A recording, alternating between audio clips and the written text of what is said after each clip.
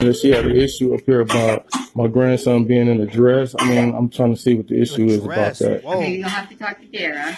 Who's She's the Dara? director. She's down in the other classroom. Is she the one that was in charge of the kids while my grandson? I was, but I can't talk to you. Why?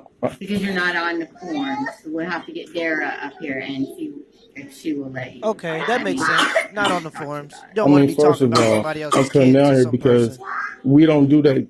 The transgender and all that. We don't do that. I understand. I don't either. And I don't appreciate you encouraging him to put on no dress for the second day too. I don't appreciate that. Yeah. And don't think this is going away. I'm going further with this. Okay, you can go down and talk. No, I'm not done talking to you. I'm letting you know the next time that you put any kid in a dress, we're gonna make you go viral. Right. Okay.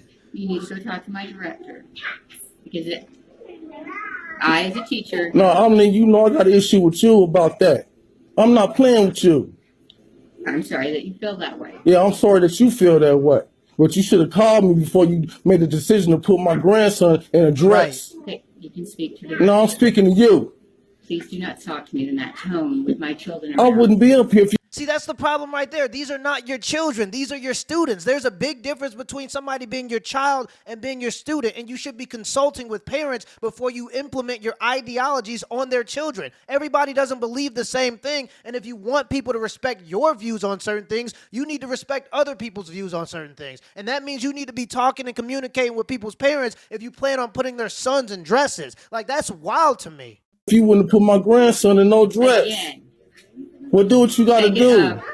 No, I'm taking it up with you. Please lower your voice. You're in a classroom. I'm taking it up with you. Well, you shouldn't have put my grandson in no dress. He's 2. This ain't over with, all right?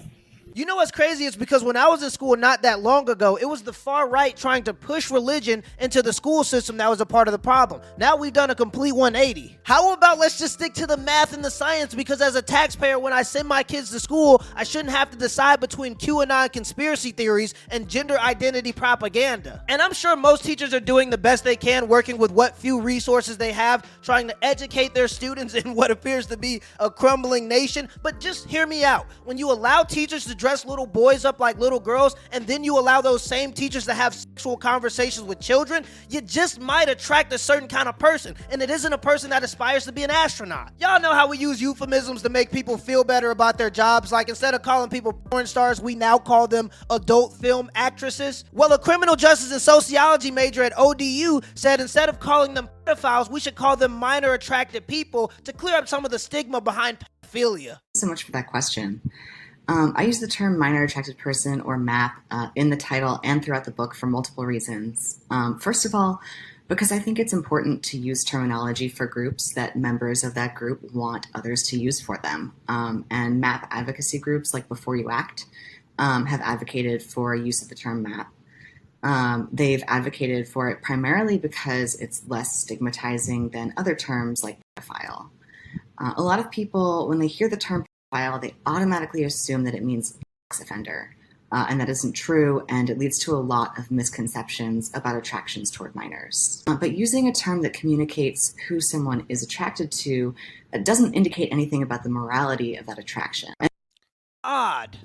Just recently at the State University of New York, an ethics professor by the name of Stephen Kirshner said that there shouldn't be an age of consent. Now keep in mind, this next clip is 2 minutes and 30 seconds, so if you have the attention span of a chicken sandwich, it might be a little tough for you, but bear with me because I think it's important for you guys to hear the whole thing. Imagine that an adult male wants to have sex with a 12-year-old girl.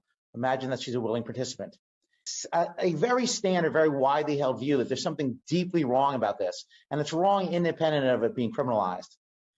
It's not obvious to me that is in fact wrong. I think this is a mistake, and I think that exploring why it's a mistake will tell us not only things about adult-child sex and statutory rape, but also about fundamental principles of morality.